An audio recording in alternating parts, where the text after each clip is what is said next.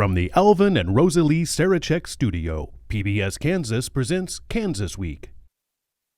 As concerns loom over the city's water supply through the summer, the Wichita City Council changes its policy for imposing mandatory restrictions. Plus, the Kansas legislature officially makes a bid to steal the Chiefs and Royals away from Missouri.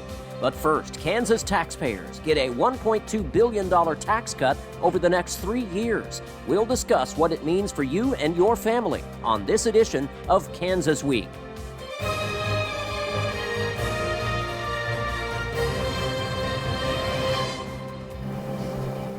Hello, I'm Jared Cerullo. Welcome to Kansas Week. We begin tonight with taxes and how Kansans will be paying less to the state after a one-day special legislative session this week.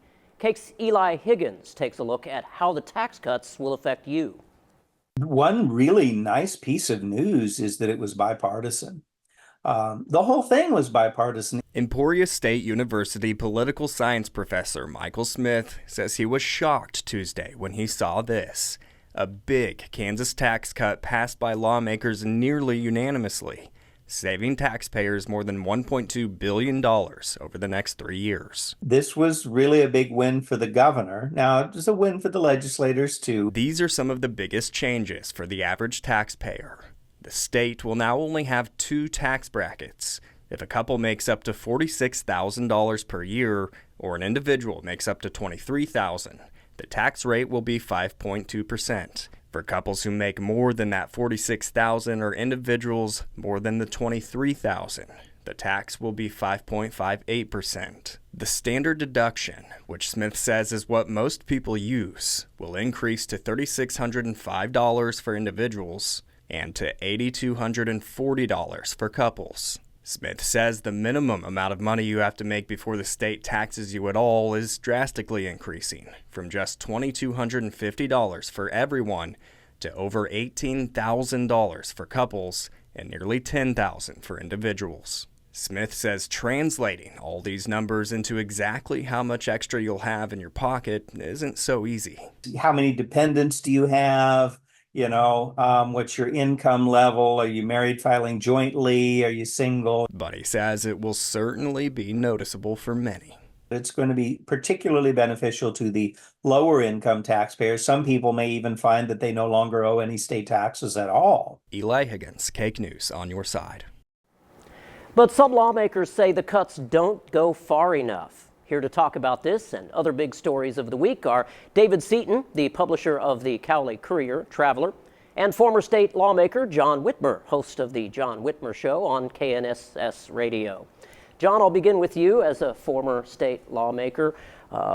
Despite record-setting surpluses, are we hearkening back to the Brownback days where we're going to be regretting these tax cuts in a few years? Well, no. Well, first and foremost, this isn't a Brownback tax cut, but you alluded to it. There's a $4 billion in reserves. So no, it's not. I don't think this is anything anybody's going to worry about. But the segment mentioned that whether or not this was a good deal, and I think most of the Republicans that I talked to felt it's what you can get. Ronald Reagan talked about you get what you can get and then you come back and get more. And I would say that for most of my former colleagues that I've talked to, they would tell you that it wasn't the deal they wanted, but it was what you can get when you have divided government. It didn't go far enough. It's about $50 worth of property tax relief. It didn't do enough for the folks in the lower income. All that being said, you come back and you get more. It's not good enough. They started out with a single rate. They started out with better tax relief. They started out by eliminating more taxes. And in the end, this is what compromise looks like. I'm disappointed to say that there were still a couple of Republicans that voted no, which I don't understand. It's still a tax cut. Could have been better, though. David, do you agree? And also, Governor Kelly, who wins? Is it Governor Kelly, a Democrat, or is it the Republicans? Who wins in this battle? That's a good question. Michael said that Governor Kelly wins for sure. The legislature probably does too. I think they probably both do. If you are a fan of compromise and working things out for a solution, everybody probably wins. But I think Governor Kelly can certainly claim a win because she sort of batted them down and said, okay, now I'm ready. So image-wise, I think she can claim, that she got what she wanted. But I'm hearing what you said about Republican legislators saying, we're coming back next year and trying to get more tax cuts, including property tax cuts. This is the big disappointment, I think. Some of that was shaved at this final bill that Kelly said she would sign. So this debate and win-loss battle isn't over yet. Yeah.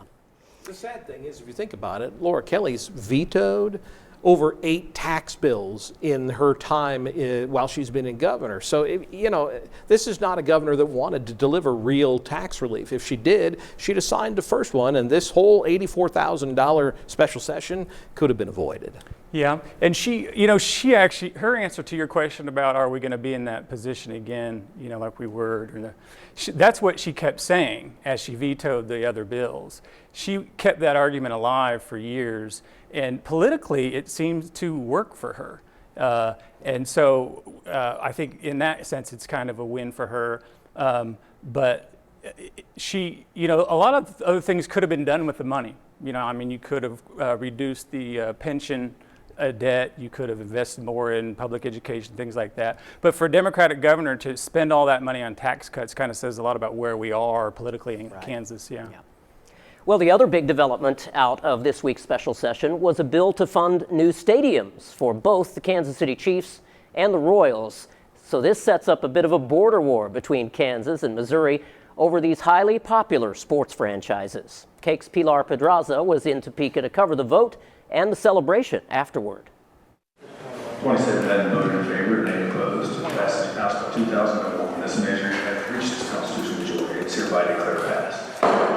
And with that, Kansas tossed its hat in the ring, hoping to fish out a Major League Baseball team and an NFL team. The architects of the deal were all smiles. What we set out to do was change the landscape of Kansas in one day, and we did it. Have the ability to bring the Kansas City Chiefs to Kansas. You can't get much better day than that. The deal, now headed to the governor's desk, offers up a mixture of star bonds, excess lottery funds, and state sports betting monies to finance up to 70% of 2 new stadiums and develop the surrounding entertainment districts. We don't know if they'll jump the state line, but we have to do our part, and now they can do their part. About an hour before the final vote came signs that Missouri might still fight for the teams. KC Media began reporting Jackson County and KC Mo were looking at ways to keep the teams in town. So we asked one of the lobbyists for the Chiefs what he thought about the Kansas incentives. And they made a great offer for the Chiefs and the Royals to one, stay in Kansas City area, but obviously they'd love to have them here in Kansas. It's not really a war. We want to join them in keeping the Kansas City Chiefs in the Kansas City area, because we talked about there would be a loss if we lost that franchise. Lawmakers gave the teams a year, starting July 1st, to at least begin negotiations. But they expect at least the Chiefs to need to start sooner than that because they're already 6 months behind. From the State House, Pilar Pedraza, Cake News, on your side. And we'll start with David Seaton first. Is this a pipe dream? Do we think the Chiefs and the Royals will ever really cross the border and come to Kansas? Yeah, it does feel like a pipe dream. This legislation was, it feels like it was sort of rushed through. I know they've been working on it before, but when that tax failed, the Kansas legislatures and the governor jumped on it. I personally have mixed feelings about it. Economic development is such a game of cat and mouse and chasing things now. You almost have to give away tax incentives to keep up and to not lose. But then there's that, I had the quote, I was going to bring it out, but I'll try to paraphrase it. But I love that quote from Representative Prost from Hutchinson, who said, "This is disgusting, I don't like it, but I'm going to vote for it anyway, basically, because kind of have to, Yeah. John Whitmer, as again a former lawmaker, are we abusing the star bond system here? Are we making it so lenient that we can use the star bond program for anything? Well, proponents would say this is what star bonds are designed for. They're designed for these major projects. They're not designed for things like a dinosaur park. I'm not making a judgment, but that is theoretically what they're designed for, the speedway, things like this kind of stadium. Whether or not it's a good deal, I'll let the talking heads, well, wait a minute, I guess I am one now. Will this pan out? Who knows? I'm a Broncos fan, so as far as I'm concerned, I'd rather move to Broncos here. We'll see if this actually pans out, or if this is really just an attempt to pit Kansas against Missouri and get the Chiefs a better deal back home. We'll see. I don't know. I will tell you, 27 lobbyists were paid a heck of a lot of money for one day's work, and so it shows you what you can accomplish when you spend a lot of money. And I think as a former city council member myself, I've dealt a little bit with star bonds, and many of the star bonds in the state of Kansas, many in the Wichita area, have not done very well at all. And again, they're designed for major projects. They're not designed for pickleball complexes, for example, or smaller scale. So who knows? I think in this case, it's the Chiefs. They're going to sell out. They're going to get massive attendance, and so will the Royals. So we'll see. We'll see if it works out. Anything else to add? Well, on these incentive packages, there's another problem I think with it is the deal can get done. Is it called the Legislative Financial Coordinating Council? Yes. Yeah, they're the ones that actually do the details of the deal, and they do it behind closed doors. The public, the transparency, the lack of transparency is a little bothersome too. And then down the line, after, let's say the sales tax doesn't generate enough to actually pay for the debt, right, and then whose problem are they going to come back to the taxpayers? There's a lot of uncertainty around it too, I think. Yeah. All right, moving on. Concerns over the dropping water level of Cheney Reservoir have Wichitans wondering about possible restrictions on lawn watering. But this week, the City Council voted to use discretion. And that discretion will rest with City Manager Bob Layton. The Council voted 4-3 to suspend the automatic trigger that would go into effect when the lake level drops below a 12-month average of 69%. Now, the city manager, in consultation with the Public Works Director, will determine when and if lawn and garden watering must be scaled back. The city says if homeowners would just water no more than 2 to 3 times a week right now, that could delay or prevent mandatory 1 week a day watering. And John Whitmer, I'll start with you. Should we be leaving this decision up to just one person? If it were an expert, maybe. I'm not a real fan of putting these types of decisions in the hands of just the city manager. Maybe the council is better suited. I will say the reason, from what I understand, that they've gone this route is because right now over 20% of water use comes from outside people's homes. And so I think that's why they're concerned, is because we're close to going to that level 2. But I mean, you served on the city council. I think you would say that they would prefer to have this in the hands of the council or even the automatic trigger as opposed to just the city administrator. But that's the decision they went, and again, actions have consequences. We'll see. David Seaton, is this what's best for the environment, or is this what's best for the city's coffers? Well, that's a good question. I'm not too familiar with this issue here in Wichita, but I was actually kind of surprised to know that it was the drought had caused so much problems at Cheney Lake. The city of Winfield relies on a lake, the city lake, and alert. They hadn't done any restrictions yet, so it just tells you how different things can be within a short span, So we're not worrying about it too much down where we are. Yeah, it is interesting the difference between Winfield City Lake and Cheney Lake, because if we had kept with the previous rules, the mandatory restrictions would already be in effect, because Cheney Reservoir is down to 67% full pool. So, all right, moving on. We usually think of homelessness as an urban issue, but this growing national problem is now forcing small communities to devote resources to housing and other services for the unhoused. KSN's Zena Taher shows us that Cowley County is now opening its first ever homeless shelter.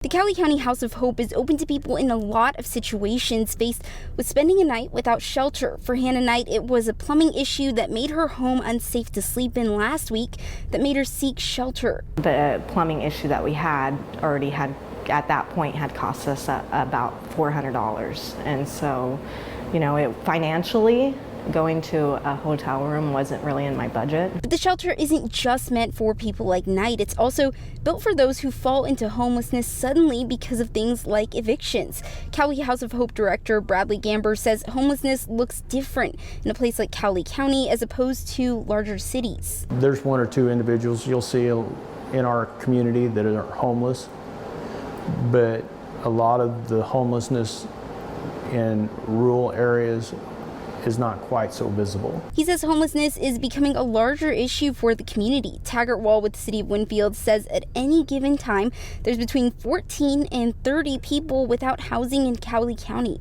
There's a lot of different reasons that people can enter homelessness. And Cowley County, Cowley House of Hope is there to help them, at least in the short term, meet that need. That's especially important, Wall says, because solutions are hard to find with a lack of resources. Cowley County doesn't have that infrastructure in place for long-term homelessness. It's a phenomena, unfortunately, that is rapidly moving across the country. House of Hope is helping fill the gap in need. If they wouldn't have been here, then I don't know where I would have stayed, honestly. Here for you, Zena Taher, KSN News 3. And we'll start with David Seaton, who is from Cowley County. Do you think this we'll see more of these resources being invested in homelessness in smaller rural communities, especially Cowley County? Will this expand farther now that we've gone down this route? I think it very well could. I know the House of Hope, the organization that built this temporary shelter, wants to build another one in Arkansas City, which is 10 miles to the south. In fact, that's where they tried to build initially.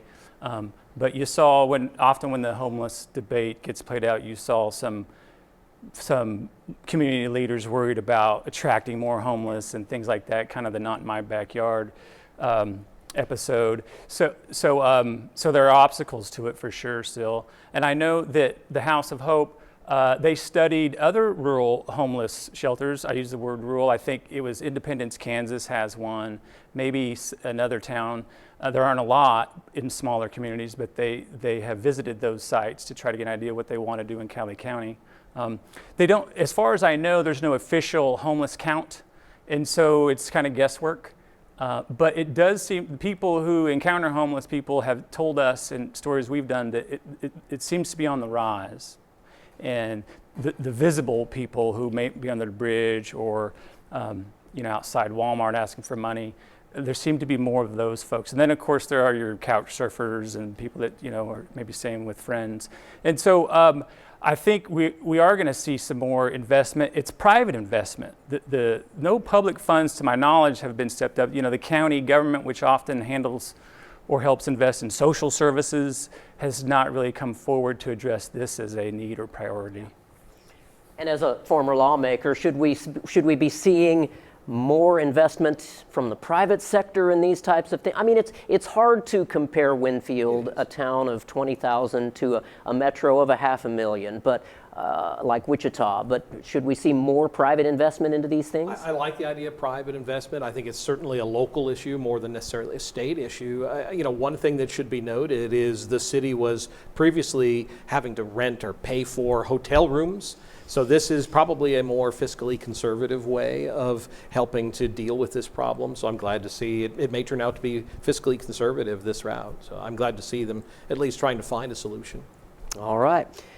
And we'll move on now as well. A local advocacy group is going big when it comes to addressing what some say is a serious problem in Wichita. Jocelyn Schifferdecker from Cake News has the story. You can see behind me it says warning racial profiling zone and is asking people to share their stories. The Wichita Racial Profiling Advisory Board put it up and it says it hopes it brings attention to an ongoing problem in Wichita. The billboard has bright red lettering and sits near 17th and I-35. We're finding that people are less likely to come forward. They don't feel like they're being heard. Faith Martin is the vice chair of the Wichita Racial Profiling Citizens Advisory Board. She says in 2023, only one person reported racial profiling by the Wichita Police Department. But she says that doesn't match what she hears from the community every day. I don't know that I have a number, but it's enough that we were so concerned that we wanted to make sure that we had a way for the community to know that there was a place they could come and tell their story. Hence this eye-catching sign. The advisory board hopes this will get people's attention and show them there are options if they think they are a victim of racial profiling. You know, it is a scary situation. If you feel like you're not doing something wrong and then you feel like you get pulled over, we want really open, transparent investigations, and so we just need more data to be able to do that. Martin says its three main goals are to teach people their rights, push for new policies that eliminate racial bias, and work with law enforcement to eliminate racial profiling. This includes some of the recent recommendations from a study on Wichita police. When we hear from our partners in the Wichita Police Department, we hear that there's movement on some of these. WPD says it is committed to ensuring fair and impartial policing practices, and it takes allegations of racial profiling very seriously. And if you've been a victim of racial profiling, the advisory board wants you to reach out to it. You can file a complaint on their page, which we'll have linked on our website, cake.com. Reporting in Midtown, Jocelyn Schifferdecker, Cake News on your side. And John Whitmer, I'll start with you. The evidence even was cited in the story that there have been very few, if any at all, complaints about racial profiling is in Wichita. Is this a solution looking for a problem? I think so. I mean, I served as vice chair of Corrections and Juvenile Justice when I was in the House. I served for 6 years as the chairman of the Kansas Commission on Peace Officers Standards and Training. During my 6 years, we never once removed the credentials of an officer based on this issue. I will tell you, in the statement that they released, that the profiling board released, they said that the reason they put this billboard up was because they wanted to find more people who would, quote, find a study that would reflect solely realizing that they didn't want to have the information that solely realized on information from law enforcement. And I spoke to high-ranking members of the Wichita Police Department and the Fraternal Order of Police who are offended by this sign, who take it personally as an insult that the racial profiling board doesn't trust law enforcement. What message does it send to members of our law enforcement community when this board is effectively saying, we don't trust you. We don't trust the data that you're presenting to us. And if you see the sign, it effectively is an insult, I would say, to our folks in the blue that you don't trust what they're doing. And no one wants a bad cop off the streets more than a good cop. And I just think this was not the way to do it. David Seaton, coming from Cowley County, I'm not sure if you deal much or police in smaller towns deal much with racial profiling. Have any thoughts on this? Well, yeah, I'm not too familiar with the landscape in Wichita other than what I've read here and there about some problems with racism actually in the Wichita Police Department, or allegations anyway. But I think it was 2018 actually in Winfield, so this was a few years ago, but there was a major incident that went viral, and a black man was pulled over and his car was searched. He was forcibly pulled out of his car, arrested, sued or filed a claim against the city for racial discrimination. The police officer was actually fired by the city manager, apparently for violating the guy's Fourth Amendment issue. So he thought there was some legitimacy to the guy's claim that he shouldn't have been, his car shouldn't have been searched. It was all settled out of court, so a lot of the details, and the police department never admitted that they sort of tolerated racialization, but you know, it happens. And I mean, personally, there probably, I would guess that there probably are people who feel like they were racial profiled, but don't report it to the police because they don't think anything will happen. I mean, if you have any experience talking to people in the black community, you will hear this, right? So I don't know the politics of it all, but I'm sure that the profiling board probably thinks, hey, we need to make sure that we're covering all the bases, or making sure that we get people who have a concern to come forward and follow the legal process to its conclusion. Yeah. And John, he touched on the argument a little bit, is that many people who feel like they've been racial profiled, they won't come forward because they, number one, don't think anything's going to come of it, and number two, might fear retribution. Those are probably legitimate concerns, but if you don't come forward, if you don't let the system will work. I mean, obviously, the gentleman who that issue was brought up, he was fired, he was terminated. The system will work. My issue is the way you handle it is not by putting up a big billboard and throwing the good out with the bad. You know, you've got the vast majority of officers are underpaid, working extra hours and doing yeoman's work, and you're brandishing all of them with a nasty billboard, as opposed to going through the proper system and letting the system work itself. And I just don't think a billboard calling out every cop is the right way to do it. Yeah, and especially in smaller communities. And I said a little bit ago that smaller communities may not deal with racial profiling quite as much, but maybe I'm wrong, because there's less diversity, it seems like, in smaller communities. So maybe smaller town police officers, they aren't familiar with dealing with racial profiling as in bigger cities. Yeah, that could be true. I know one of our law enforcement agencies has tried to get a certification that sort of standardizes best practices. I forget what it's called exactly. And it includes tracking demographic information about arrests and things like that, and trying to reflect the demographics in the law enforcement staffing as well. But for the most part, you don't hear a lot of talk about that.